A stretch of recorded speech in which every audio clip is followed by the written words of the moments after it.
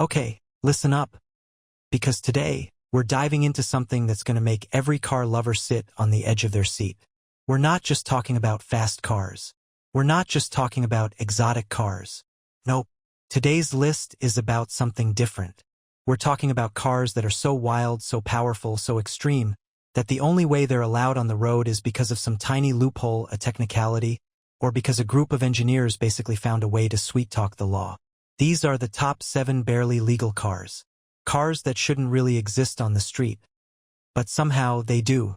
And trust me, by the end of this, you'll either want one, or you'll be wondering how in the world these machines aren't banned. So buckle up, because this list is about to get dangerously fun. 1. Dodge Challenger SRT Demon. Let's start with a car that literally got banned from drag strips. I'm talking about the Dodge Challenger SRT Demon. Now, when Dodge launched this beast back in 2018, they didn't just want to make a fast car. They wanted to break the laws of physics. Under the hood, you had a 6.2-liter supercharged Hemi V8, producing 840 horsepower on race fuel. That's right, 840. But here's where it gets crazy. The Demon was the first production car to ever pop a wheelie straight from the factory. Imagine that. A car you could technically drive to Walmart, with a trunk full of groceries, could also lift its front wheels off the ground at launch. The NHRA, the National Hot Rod Association, basically said, yeah, no, you're too fast. You're unsafe for our tracks. They literally banned it. And yet, you could drive it on the road. Completely street legal. Barely, but still legal. And Dodge knew exactly what they were doing. They leaned into it, selling the Demon with things like a drag racing kit for just $1. Yep, you could order a crate of tools, skinny front drag tires, and even a racing ECU for $1. That's like the biggest flex in muscle car history.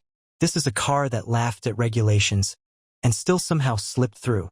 And honestly, it's pure chaos in the best way possible. 2. Lotus Elise/Exige, federalized versions. Okay, now let's shift gears, literally and figuratively, from American muscle to something feather-light and European. The Lotus Elise. Now, here's the thing. The Elise wasn't supposed to be on US roads. Why? Safety regulations. See, the Elise was a car that ditched everything for weight savings, sound insulation, power steering, even airbags at first. It was more like a go-kart than a car. And US regulators said, nope, too unsafe. Not happening. But Lotus found a loophole. They brought the Elise in under a temporary exemption, because, technically, it didn't meet federal standards. The cars slipped through because regulators allowed a limited number of imports for niche vehicles. So you had this tiny British rocket ship, weighing just over 1,900 pounds, powered by a Toyota-sourced engine, darting around US streets. It felt like driving a race car with license plates. And every single one of them was, in a way, barely legal. Ask any Elise owner. They'll tell you. This isn't just a car, it's an experience.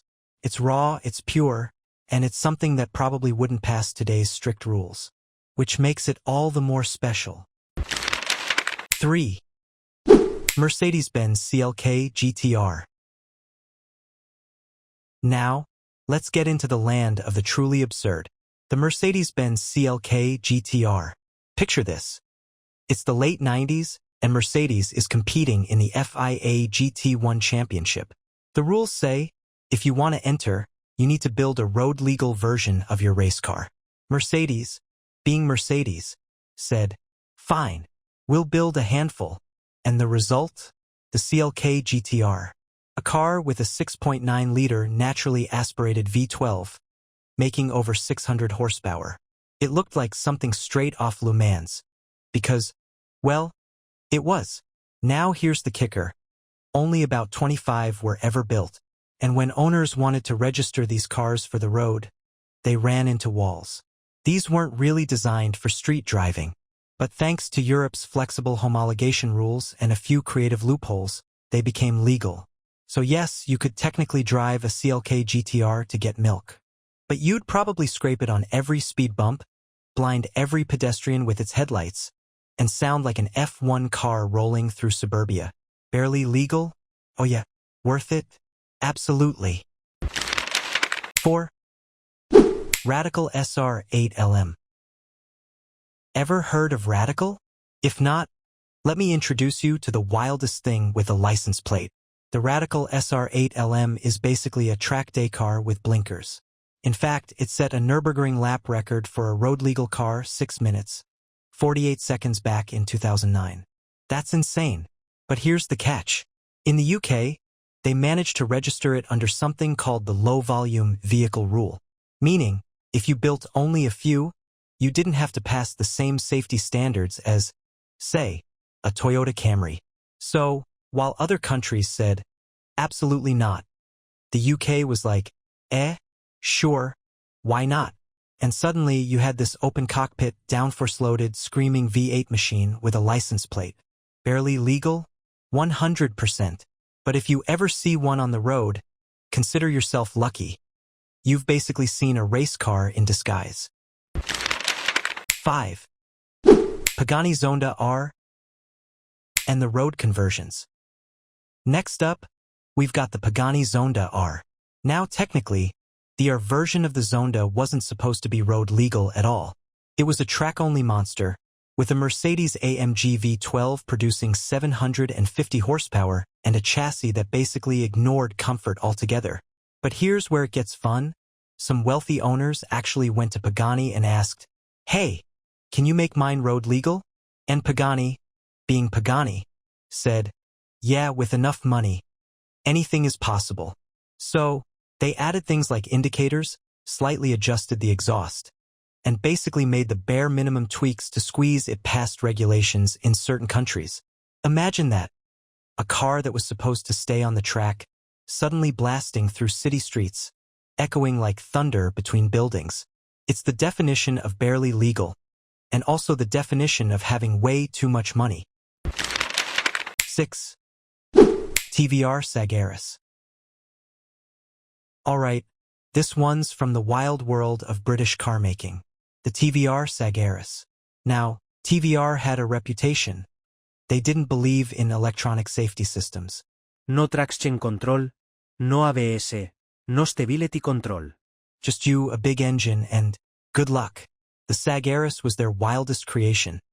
Looked like a spaceship, sounded like a thunderstorm, and drove like a caged animal. Somehow, it passed road regulations in the UK. But other countries, they wanted nothing to do with it. Safety agencies looked at the Sagaris and said, "Nope, that's a death trap."